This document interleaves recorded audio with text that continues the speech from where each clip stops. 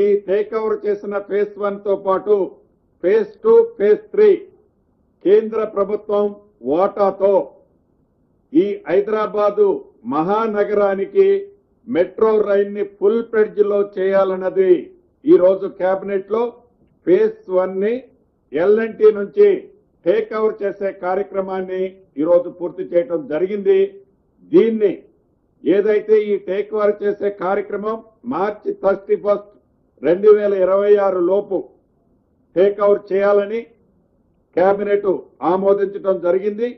రేపు రాబోయే బడ్జెట్ సమావేశంలో శాసనసభలో ఈ మెట్రో రైలుకు సంబంధించిన ప్రతి అంశాన్ని శాసనసభలో ప్రవేశపెట్టి దీని మీద షార్ట్ డిస్కషన్ కూడా చేయాలి అని కేబినెట్ లో తీర్మానించడం జరిగింది.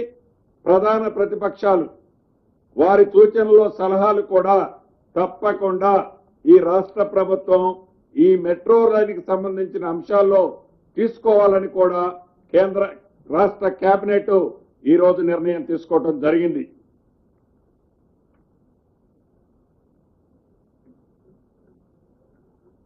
ఇప్పటికే కేంద్ర ప్రభుత్వాన్ని ఆల్రెడీ మనం డిస్కస్ చేసినప్పుడు ఆల్రెడీ ఈ టేక్ ఓవర్ చేసే దాంట్లో ఫేజ్ 1 ఎల్ఎన్టీ దగ్గర నుంచి రాష్ట్ర ప్రభుత్వం టేక్ ఓవర్ చేసే దాంట్లో యూపీ మెట్రో అథారిటీ ఎండి సునీల్ కుమార్ గారిని ఆల్రెడీ ఈ కమిటీలో ఒక మెంబర్ గా కేంద్ర ప్రభుత్వం కూడా యాక్సెప్ట్ చేసి వారిని రికమెండ్ చేయడం జరిగిందని మీ ద్వారా రాష్ట్ర ప్రజలకు తెలియజేస్తున్నాను.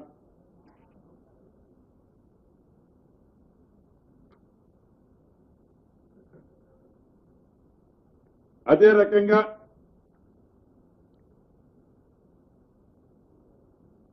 ఈ పండ్ల మార్కెట్కు సంబంధించిన అంశం చాలా రోజుల నుంచి పెండింగ్ ఉంది.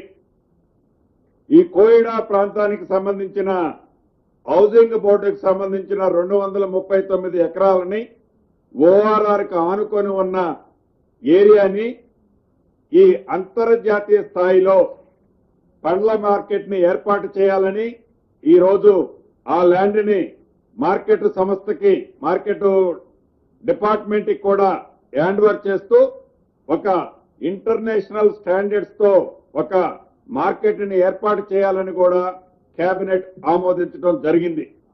అదే విధంగా గతంలో 223 ఎకరాలు దీనికి బ్యాక్ సైడ్ లో కొంచెం లాన్ ఉంటుంది, అక్కడ ఈ మార్కెట్ కమిటీకి ఇవ్వటం జరిగింది. దాన్ని టిఎస్ఐసి కూడా ట్రాన్స్ఫర్ చేయడం ఈ రోజు కేబినెట్ లో జరిగింది.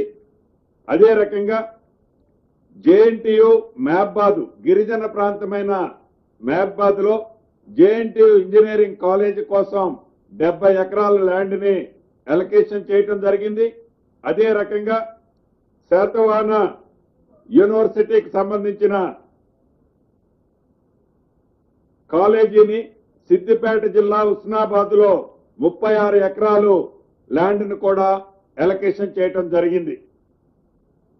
అదే రకంగా ప్రతిష్టాత్మకంగా ప్రతి నియోజకవర్గానికి 200 కోట్ల రూపాయలతో ఏదైతే ఇంటిగ్రేటెడ్ ఇంటర్నేషనల్ స్కూల్స్ ఏర్పాటు చేయాలని రాష్ట్ర ప్రభుత్వం విద్య పట్ల ప్రత్యేక శ్రద్ధతో ఏ కార్యక్రమం అయితే చేపట్టిందో నల్గొండ, యాదాద్రి, భువనగిరి, రంగారెడ్డి, సూర్యాపేట, వికారాబాద్, మెదక్, నిజామాబాద్, భద్రాద్రి, కొత్తగూడెం, ఖమ్మం, హైదరాబాద్ జిల్లాల్లో ఈ రోజు కేబినెట్ లో ఇంతకు ముందు చెప్పిన జిల్లాల్లో 21 కాన్స్టిట్యున్సీస్ లో సుమారు 20 నుంచి 25 ఎకరాల భూమిని ఇంటిగ్రేటెడ్ ఇంటర్నేషనల్ స్కూల్స్ కోసం అలొకేషన్ చేయటం కూడా జరిగిందని చెప్పడానికి సంతోషిస్తున్నాను.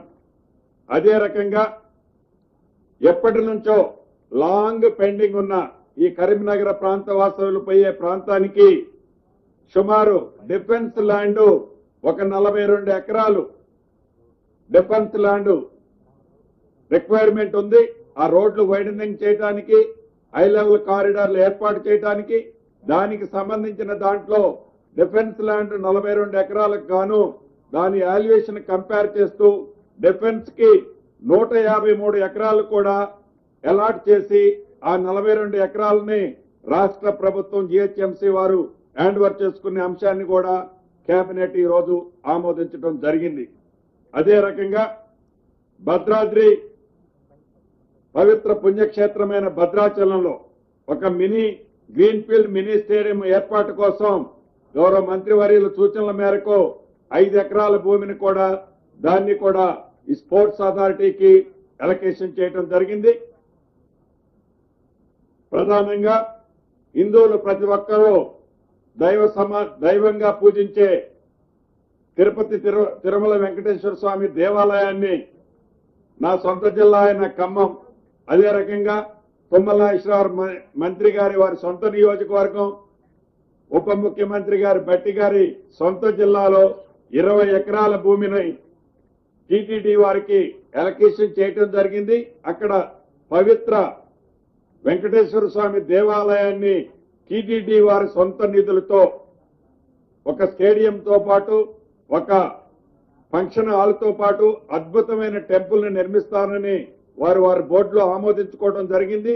దానికి రాష్ట్ర ప్రభుత్వం నుంచి ఒక 20 ఎకరాల భూమిని కూడా అలొకేషన్ చేయడం జరిగింది.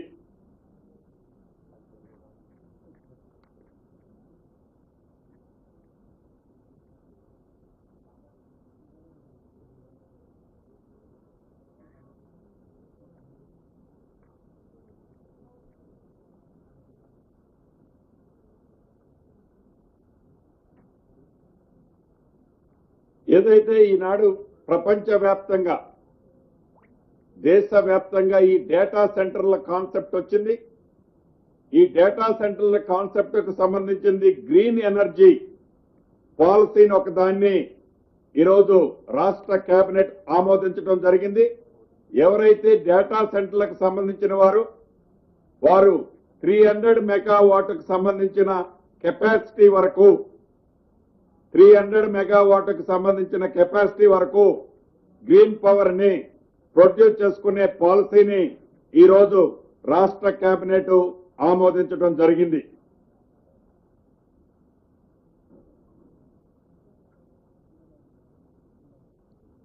అదే రకంగా చివరగా రాష్ట్ర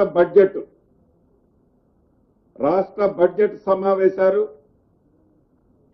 వచ్చే నెల మార్చి 16వ తారీఖున ప్రారంభం కానున్నాయి. మార్చి 16వ తారీఖు నాడు బడ్జెట్ సమావేశాలు స్టార్ట్ అవుతున్నాయి. మొదట గవర్నర్ గారి స్పీచ్ ఉంటుంది.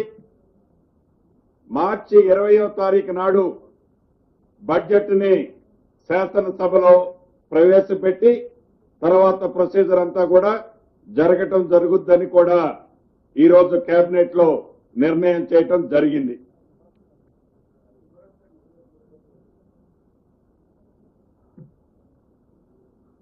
సో ప్రధానంగా సుదీర్ఘంగా చాలా